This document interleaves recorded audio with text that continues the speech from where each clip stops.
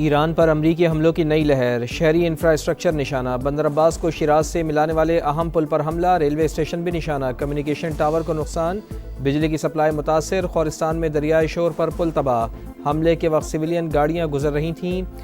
جانی نقصان کا خدشہ، ایران شہر ایئرپورٹ پر بھی امریکی میزائلوں کا ہدف، آسمان پر دھوئیں کے بادل چھا گئے، قشم، چابہار، سیرک اور اہواز شہر پر بمباری، سینٹ کام کے مطابق تہران کی عسکری صلاحیتیں کم کرنے کے لیے مسلسل کارروائیاں جاری ہیں۔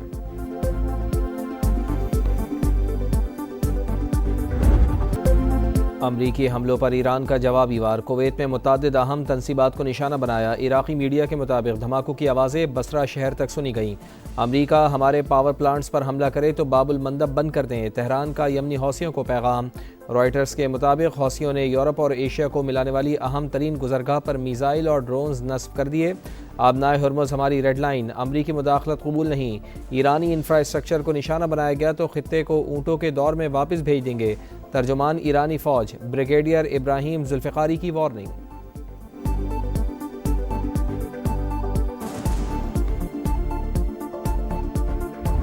I know beyond a shadow of a doubt that there have been people within the Israeli government who are trying to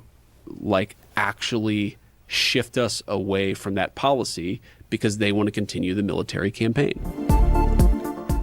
امریکہ ایران معاہدے میں سب سے بڑی رکاوٹ اسرائیل، امریکی نائب صدر نے صہیونی ریاست کے چہرے سے نقاب اتار دیا، اسرائیل نہیں چاہتا کہ ڈیل ہو، مخالفین کے پاس تنازع کا کوئی حقیقت پسندانہ حل نہیں، ان کی واحد تجویز ہے کہ مسلسل اور غیر مؤثر بمباری ہو، جے ڈی وینس نے کہا حکومتوں کی تبدیلی کے لیے فوج بھجوانے کا دور ختم ہو چکا، ہماری یہ اسٹریٹجک ترجیح آبنائے ہرمز کو کھلا رکھنا ہے، امریکی ویب سائٹ کا بھی ایرانی حکام کے حوالے سے بڑا دعویٰ، اسٹیو وٹکاف اور جیرڈ کشنر پر مذاکرات کو مالی فوائد کے لیے استعمال کرنے کا الزام، ٹرمپ انتظامیہ نے تردید کر دی، ایران کے معاملے پر صدر ڈونلڈ ٹرمپ اور جے ڈی وینس کا موقف یکساں ہے، تہران کو جہازوں پر حملوں کی اجازت نہیں دیں گے، ترجمان وائٹ ہاؤس کی بریفنگ۔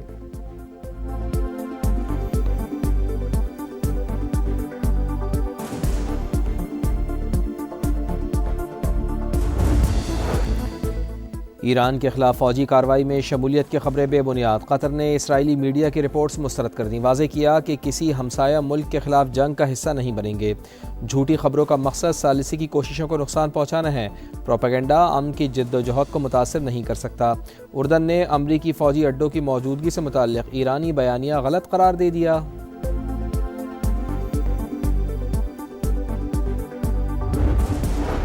خطے میں تناؤ کسی کے مفاد میں نہیں، تنازع میز پر ہی حل ہونا چاہیے، پاکستان کا کشیدگی میں مسلسل اضافے پر اظہار تشویش، اسلام آباد مفاہمتی یادداشت امن کا بنیادی فریم ورک قرار، ترجمان دفتر خارجہ کو آبنائے ہرمز کی صورتحال جلد معمول پر آنے کے لیے پرامید، کہا فریقین تشدد کا راستہ چھوڑ کر تکنیکی سطح کے مذاکرات بحال کریں، پاکستان حوصلہ افزائی جاری رکھے۔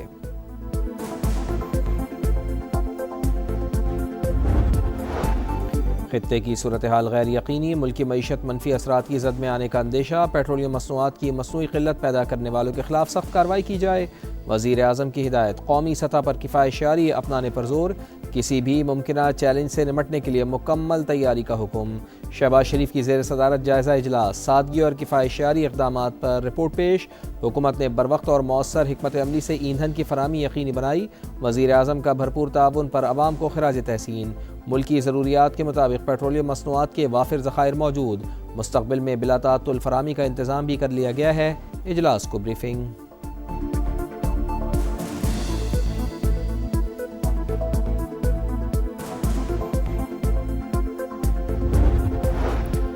بنو کے علاقے گلبہار ہوید میں سی ٹی ڈی اور پولیس کی مشترکہ کارروائی، فتنہ الخوارج کے 5 دہشت گرد ہلاک، ساتھی فرار، حکام کے مطابق مارے گئے دہشت گردوں سے دستی بم اور اسلحہ برآمد۔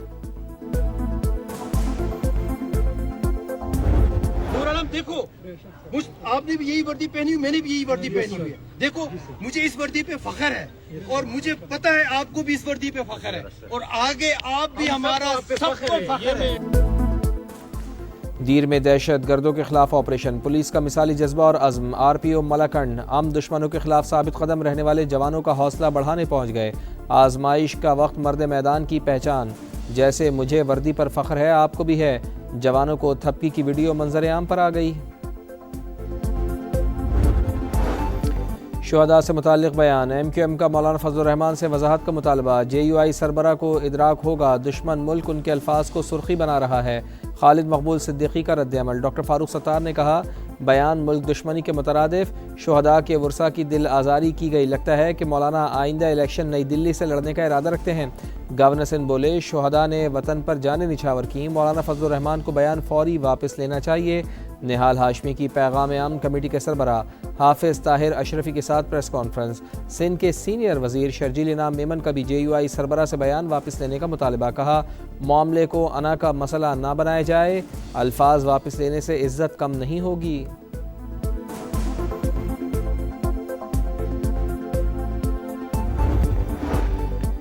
شہداء سے متعلق مولانا فضل الرحمان کا بیان، گلگت بلتستان اسمبلی میں مذمتی قرارداد متفقہ طور پر منظور۔ شہداء قوم کے ہیرو ہیں، ان کا احترام ہر پاکستانی پر فرض ہے۔ استحکام پاکستان پارٹی کے رکن محمد علی کی پیش کردہ قرارداد کا متن تمام ارکان کی جانب سے حمایت، گلگت بلتستان کو عبوری صوبہ بنانے کی قرارداد بھی متفقہ طور پر منظور۔ وزیر اعلیٰ، اپوزیشن لیڈر اور استحکام پاکستان پارٹی کی جانب سے پیش کردہ قرارداد میں کہا گیا عبوری صوبہ بنا کر گلگت بلتستان کو قومی اسمبلی، سینٹ اور مالیاتی اداروں میں نمائندگی دی جائے۔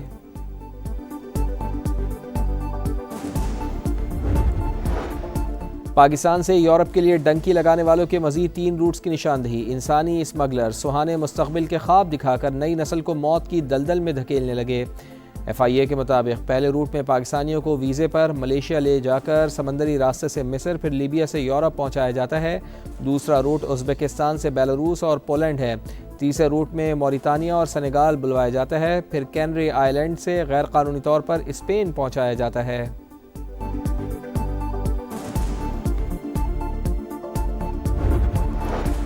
گلگت بلتستان کے علاقے کھرمنگ میں چراگاہ کے تنازع پر 2 گروپوں میں تصادم، فائرنگ سے 3 افراد جاں بحق، درجنوں زخمی، ورثاء اور مکینوں کا لاشیں سڑک پر رکھ کر احتجاج، قاتلوں کی گرفتاری کا مطالبہ۔ کراچی میں بھتہ خور پھر سر اٹھانے لگے، سرجانی اور منگو پیر میں زیر تعمیر عمارت پر فائرنگ، دونوں بلڈر سے 7 کروڑ روپے کا مطالبہ۔ فائرنگ سے پہلے اور بعد میں بلڈر کو دھمکی آمیز پیغامات موصول ہوئے، پولیس نے تحقیقات شروع کر دیں۔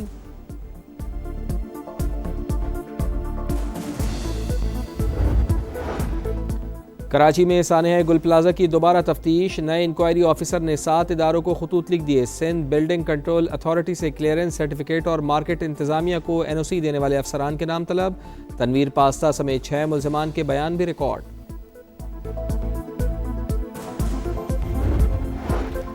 کراچی کا ولی کا اسپتال ایچ آئی وی کینسر کا مرکز، طبی عملے کی مبینہ غفلت پر سوالات۔ سرکاری اعداد و شمار کے مطابق اب تک 78 بچوں میں وائرس کی تصدیق، 6 جانیں جا چکیں۔ انتظامیہ نے پھر بھی سبق نہ سیکھا، طبی فضلہ تلف کرنے کے بجائے کچرا کنڈی میں پھینکنے کا سلسلہ جاری۔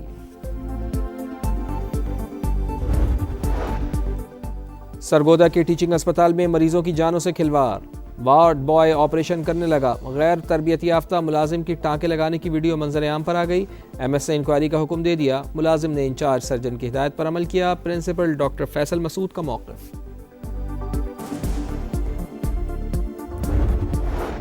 خیرپور میں ملزمان کی خاتون سے لوٹ مار، خاتون بچے کو اٹھائے جا رہی تھی، موٹر سائیکل سوار 4 افراد نے چھینا جپٹی کی، چیخ و پکار پر لوگ گھروں سے نکلے مگر مسلح افراد کو دیکھ کر دروازے بند کر لیے۔ سی سی ٹی وی فوٹیج منظر عام پر آ گئی۔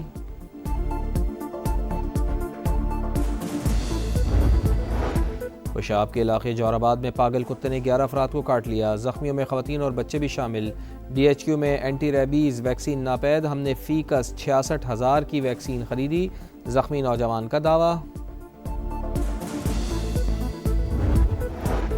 پہاڑوں پر مہم جوئی کا اہم مرحلہ، 350 سے زائد کو پیما گلگت بلتستان پہنچ گئے، مختلف کیمپس میں موسم صاف ہونے کا انتظار۔ محکمہ سیاحت کے مطابق 250 کو پیما بلتستان ڈویژن میں 8,000 میٹر بلند پہاڑ سر کریں گے،